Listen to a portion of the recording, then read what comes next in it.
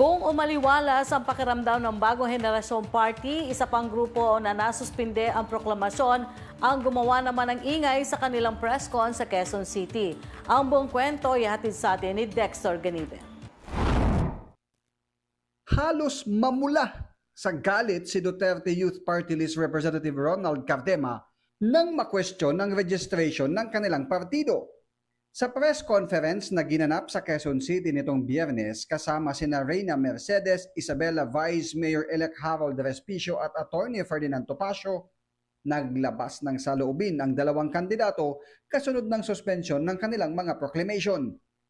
Ayon kay Cardema, handa umano siyang balikan si election lawyer Emil Marañon III kasunod ng pangangalampag nito sa Commission on Elections na suspendihin ang registration ng Duterte Youth.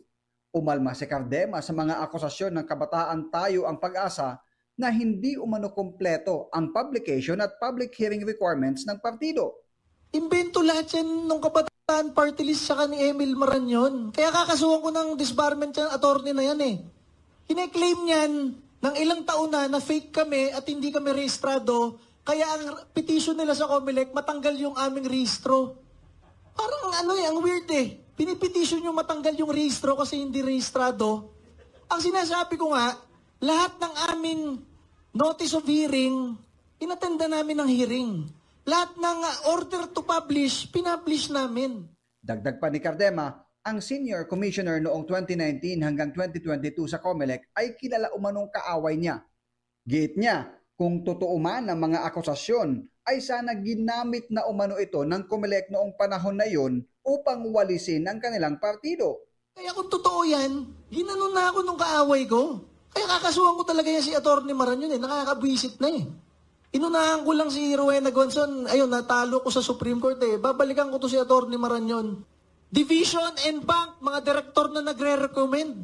Lahat yon hawak no senior commissioner na kaaway ko, magkakasama sila araw-araw. Kasuhan ko talaga yan si Atty. Marañon, nabibwisit na ako dyan eh, sa kalbong yan eh.